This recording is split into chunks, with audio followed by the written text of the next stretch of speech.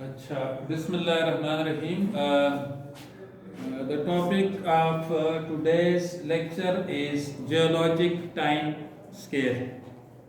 ठीक है, geologic time scale. Although the subject is paleontology, लेकिन इसको geologic time scale क्यों कहते हैं? Because the geologist or the scientist or the people who has devised this particular time scale. और इस पे आप लोग समझें कि ये रख लीजिए, this is not in real sense, इसकी जो ड्यूरेशन दी हुई है that is not in real sense. इसको फिर एस्टिमेशन की बेस पे on the basis of the fossils which were described from various regions, it is based on that. ठीक है. अच्छा, अब हम जाते हैं what is geologic time scale. क्या है geologic time scale? जैसा कि नॉर्मली हम एक टाइम को किस में डिवाइड करते हैं, आवर्स, फिर उसके बाद डे, डेज के बाद वीक्स, वीक्स के बाद मंथ्स और मंथ्स के बाद ईयर्स, ईयर्स के बाद फिर डिकेड्स और फिर सेंचुरीज, यानी इस तरह हम डिवाइड करते हैं. तो इन दिस पार्टिकुलर केस याद रखें कि जियोलॉजिकल टाइम यानी जो टाइम जिस वक्त से हमारी ये अर्थ बनी, ज़मीन बनी, उससे लेके अभी तक जितना भी टाइम है उसको they have arranged in a particular scale which is called as geologic time scale. अब मैं आपको इसकी एग्जांपल बताता हूं. ये ठीक है, यानी this is basically representing a proper time scale. इसमें आप देखें ये जो सबसे नीचे, इसको आपने ऐसे शुरू करना है, because geologic time scale is from bottom to the top. मतलब you have to remember sedimentary rocks in this particular case. The sediments, they are laying one over the other, one over the other, one over the other, और in this way, यानी जो sediments में जो top पे sediment होता है that is the recent most, और जो सबसे नीचे होता है that is normally the oldest. तो इस केस में भी आप इसमें देख सकते हैं प्री कैम्ब्रियन जो है that is the era which is representing the earliest period of time. यहाँ पे आप देख लें, ये देखें ये सबसे अर्लीस्ट पीरियड है, और ये आप समझ लें यानी तकरीबन 4,600 million years ago, 4,600 million years ago. यहाँ पे this is the time at which the earth was originated. जमीन जो है वो बनी थी. इस बात पे समझिए आप. तो this particular time scale is representing many things. इसको फिर आप अभी डिस्कस करते हैं. अच्छा, लेकिन सबसे पहले मैं आपको बताऊं कि अब याद रखें कि in the geological time scale you have to understand various terms which are used. इसमें आप लोगों ने 3-4 चीजें जो हैं वो अपने ज़हन में रखनी है बिफोर यू स्टार्ट दिस. ठीक है, इसमें क्या है, ये पहले वाले को आप इग्नोर कर दें. खैर है, इयोन जो है ना, इयोन, इसको इग्नोर कर दें.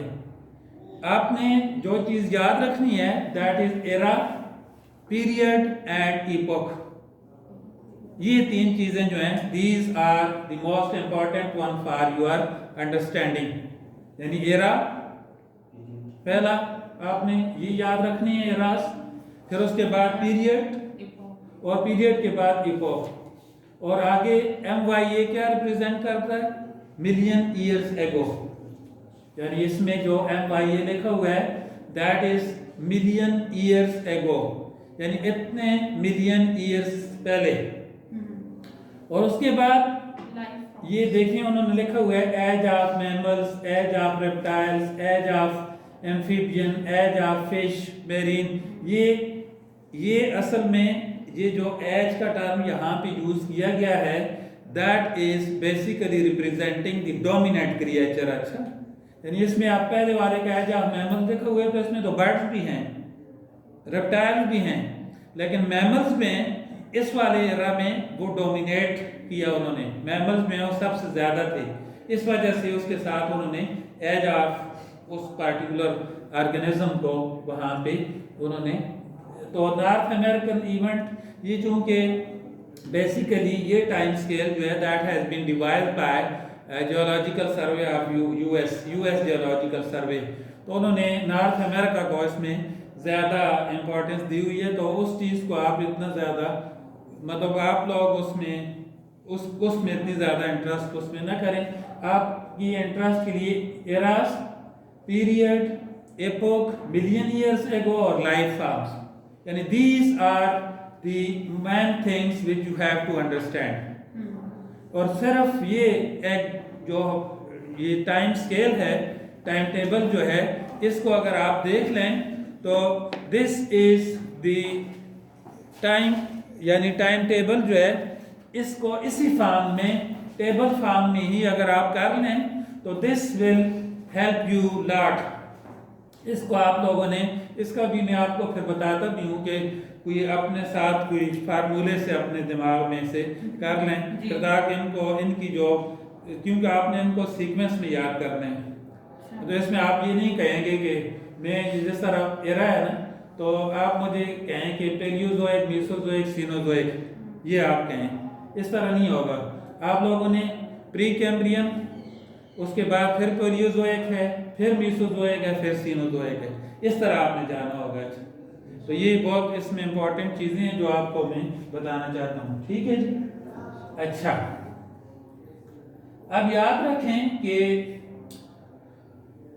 ये जो टाइम पीरियड है इसमें although as I have told you कि the earth, the sedimentary rocks, they were formed strata over strata over strata over strata.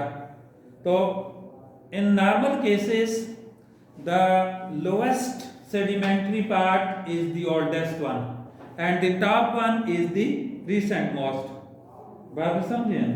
यानी अर्थ क्रस्ट को आप देखें, उस पर सोच करें तो आपने ज़मीन से ऊपर की तरफ जाना है, तो उसमें सबसे जो नीचे होगी लेयर सेडिमेंट्री रॉक की वो सबसे ओल्डेस्ट है, उसके बाद नई और बिल्कुल टॉप पे जो होगी वो बिल्कुल रिसेंट मोस्ट होगी, ठीक है ना। स्ट्रेटिफिकेशन आपको पता है सेडिमेंट्री रॉक्स में स्ट्रेटास होते हैं ना, सही है ना, सेडिमेंट्री रॉक्स में स्ट्रेटास हैं। तो ये आप स्ट्रेटास हैं फॉर एग्जांपल, तो दीज स्ट्रेटास, इसमें ये वाला for example this is the lower most, तो ये लोअर मोस्ट जो है दैट इज द ओल्डेस्ट, और फिर इस तरह ऊपर आते जाएंगे तो this one is the youngest. समझे आप? इसमें तो ये बहुत इंपॉर्टेंट चीज है। लेकिन एक और चीज आपने ज़हन में जो लानी है वो ये है कि in the earth there are many changes, आप लोगों ने उनको भी ज़हन में रखना है। वो क्या होता है कि sometimes due to tectonic movements, जो प्लेट्स हैं जमीन के अंदर अर्थ क्रस्ट में, उनकी जो मूवमेंट्स होती हैं they are causing folding and faulting, specially जब वहां पे टेम्परेचर बहुत बढ़ जाता है, ठीक है, टेम्परेचर बढ़ने के बाद जब प्रेशर पड़ता है तो उसमें sometimes the changes also are possible.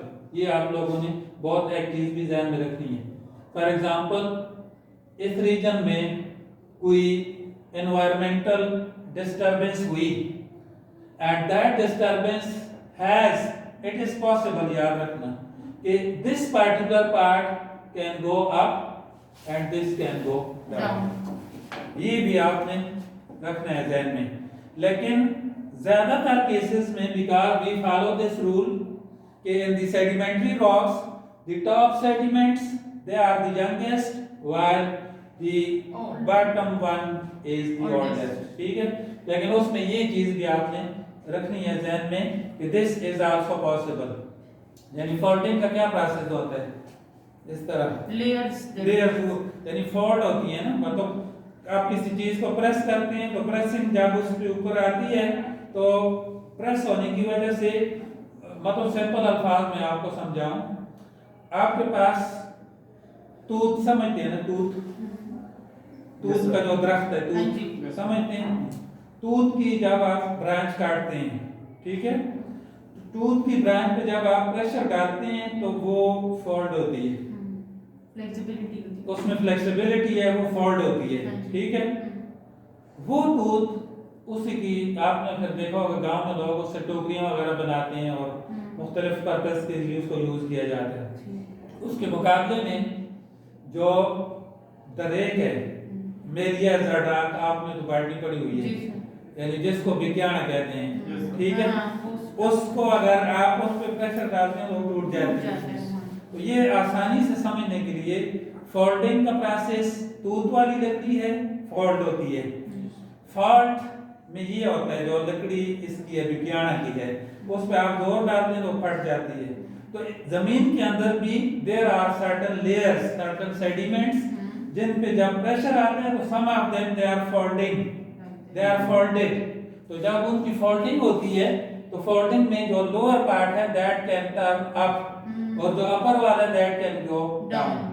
तो ये चीज आपने रखनी है ध्यान में। लेकिन जनरल फार्मूला टाइम स्केल का अमूमन यही होता है कि oldest is the lower one, lowest one, और youngest is the top one. ठीक है, ये बहुत जरूरी है।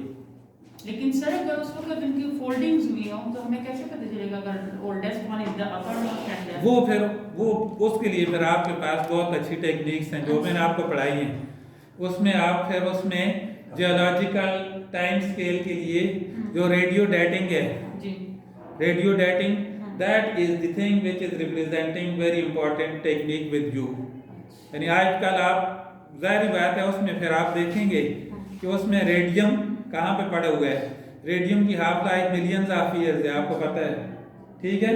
तो उसको आप उसमें से मतलब वो बहुत आसान है, C14 को आप देख लेंगे, C14 का वहाँ पे देखें और C14 के साथ रेडियम देख लें। बाकी जो आपको रेडियो कार्बन सॉरी क्या है रेडियो डेटिंग जो मैंने पढ़ाया है, मतलब वो पूरा टॉपिक आपको पढ़ाया हुआ है जियोलॉजिकल टाइम स्केल में, उसका भी बहुत इंपॉर्टेंट रोल है। तो उनकी एज के लिए फिर आप वो चीज़ यूज़ कर सकते हैं। लेकिन ये वाला प्रोसेस जो है इसको the geologist they understand very well, उनको अंदाजा हो जाता है जब वो एक्सकवेशन करते हैं तो they know that this particular region has some changes, physical changes हैं या केमिकल चेंजेस हैं, दे आर देयर। ठीक है, तो ये बहुत इंपॉर्टेंट है। अच्छा, इसमें ये याद रखें कि this particular time scale has some events also. Events क्या हैं? In some of the eras and then in some of the periods, some of the organisms they were dominant, while some of them they were disappearing. यानी ये सारा हम geological time period अभी मैं आपको फिर बताता हूँ ना, तो इसको आपने इस तरह भी फिर उसमें ये चीज़ भी ध्यान में रखनी है कि some of the organisms they were appearing in one era while the other they were disappearing in that particular era. समझ आई है? इसी तरह एनवायरनमेंट में भी some of the areas they were having shallow outline while the other they were having deep outline. यानी in some eras oceans they were produced, in some eras the ocean they were eliminated. तो ये वाले इसमें भी changes में they were also there. अच्छा, अब याद रखें कि इसमें जो बहुत इंपॉर्टेंट चीज़ है जो आपने याद रखनी है वो है कि the boundaries of this geologic time period और time scale they are always in million years मतलब एगो ही आपने करना है, क्योंकि आपने वहां से लेनी है चीज, नीचे से ऊपर की तरफ लाना है इसको, ठीक है। तो मिलियन ईयर्स एगो, MYA, यानी that is the main thing which you have to understand. सही है, आपने ज़हन में वो रखा। और इसको ये याद रखें कि ये जो मैंने आपको बताया है कि हम लोग ज्यादातर इयॉन को तो नहीं लेते, ये जो इयॉन है पहले वाला, इसको इतना में नहीं कर, ये याद रखें कि अभी आर नॉट जियोलॉजिस्ट एक्चुअली। और ये वाला जो टाइम स्केल है ये मैंने, चूंकि ये लेटेस्ट मुझे मिला है ऑनलाइन, अच्छा, और ये US का जो जियोलॉजिकल सर्वे है उन लोगों ने इसको किया हुआ है, यानी इस पे सारी दुनिया एग्री है, जियोलॉजिस्ट में इस पे एग्री हैं। लेकिन चूंकि वो लोग तो इसको बहुत डिटेल से करते हैं, तो हमारे लिए याद रखना कि एरा, और एरा के बाद पीरियड, और उसके बाद ईपोक, और उसके बाद फिर मिलियन ईयर्स एगो और लाइफ फॉर्म्स हैं, ये आप लोगों के लिए इंपॉर्टेंट है। अच्छा, आप लोगों ने इनको याद रखना है। और सर ये जो नॉर्थ अमेरिकन इवेंट्स हैं, ये तो बच्चों उन लोगों ने अपने लिए दिए हुए हैं, बिकॉज उन्होंने ना, ये तो कनाडा और US उन लोगों ने अपने उसके लिए दिए हुए हैं इसको, मतलब ये जियोलॉजिस्ट है, देखें उनमें सारे जियोलॉजिकल आइस है, ग्लेशिएशन है, ग्लेशियर आउटब्रेक्स हैं, फ्लड्स हैं, वो आप कर सकते हैं अपनी इंटरेस्ट के लिए, यू कैन अंडरस्टैंड दैट। लेकिन ये है कि ये ज्यादा नॉर्थ अमेरिका को उन्होंने कवर किया हुआ है, आप कर लें, मतलब किसी की इंटरेस्ट है तो they can also include that, लेकिन हमारी ज्यादा इंपॉर्टेंस जो है इन पार्ट्स की है। अच्छा, तो इस वजह से इसको फिर मैंने स्प्लिट भी किया हुआ है आगे। ये देखें, इसमें मैंने सिर्फ ये छोड़ दी, ठीक है, एरा है, पीरियड है, को है, मिलियन ईयर्स है, को है, एज ऑफ मतलब आगे लाइफ फॉर्म्स हैं, ठीक है, लेकिन उसको भी आप कर सकते हैं। अच्छा जी, अच्छा, मतलब आप क्या हो गया आपके पास जियोलॉजिक टाइम पीरियड में याद करने के लिए आपके लिए हो गया एरा, फिर उसके बाद पीरियड, और उसके बाद ईपोक। ये तीन चीजें आपने याद रखनी है।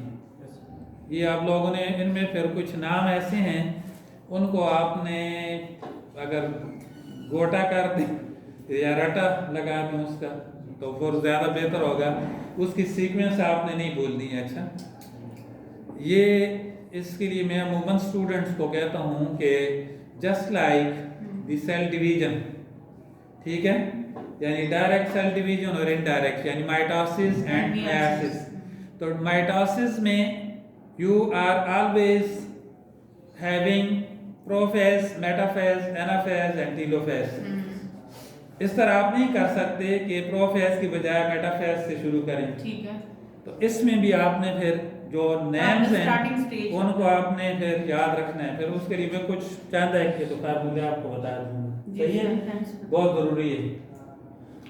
अच्छा, इसी में मैथ में अगर आप देखें the earth history is 4600 million एगो, आज से, आज के दौर से, यानी 2020 के सितंबर अक्टूबर का उन्होंने डाटा दिया हुआ है, तो आज से 4600 मिलियन ईयर्स एगो अर्थ हमारी जो है इसकी ओरिजिन हुई थी, अर्थ जो बनी थी, जमीन बनी थी। तो ये आपने इसमें, और जमीन चूंकि जियोलॉजिक टाइम स्केल है, तो geology is the study of earth है, तो उसका टाइम स्केल है, तो आपने फिर उसको जमीन को अपना वो सेंटर मानना है। अच्छा जी, अब इसमें why we are interested in the eras, मैं इसमें इनकी मैंने ट्रांसलेशन देखी तो उनको, उसमें आदमी फिर कंफ्यूज होता है। एरास आप लोगों ने याद इस तरह करना है कि एरा जो है that is the period which is far distant, यानी बहुत दूर, उसको यानी जमाना, ऐसा जमाना जो कि बहीद का जमाना हो, बहुत दूर का जमाना, प्री हिस्टोरिक, इस तरह भी कह सकते हैं आप उसको। तो eras they are having representation of physical breaks in geological record, ये याद रखना, विच आर कॉल्ड रिवोल्यूशन। यानी हर एरा जो है उसमें there were some geological events and those geological events were such which were called as revolutions, उनको revolution कहते थे। आजकल हम रिवोल्यूशन किसको कहते हैं? अमूमन कहते हैं कि ईरान में जिस तरह रिवोल्यूशन हुआ उनको भी कहते हैं रिवोल्यूशन, इनकलाब को कहते हैं। हाँ, तो ये रिवोल्यूशन उस जमाने में आप लोगों ने जियोलॉजिकल रिकॉर्ड का रिवोल्यूशन करना है, अच्छा उसको ध्यान में रखना है। एंड दीज रिवोल्यूशन रेज्ड और lowered earth surface and created और एलिमिनेटेड शैलो इनलैंड सीज। यानी ये रिवोल्यूशन किस फॉर्म में है? In some of the areas the earth has elevations. Elevation in earth was ultimately resulted in the formation of mountains. सही है? Yes, sir. यानी जमीन कहाँ ऊंचाई के बाद बहुत ज्यादा ऊंचाई, फिर वहां पे माउंटेन सिस्टम बने। Some of the areas they were having shallow में ज्यादातर केसेस में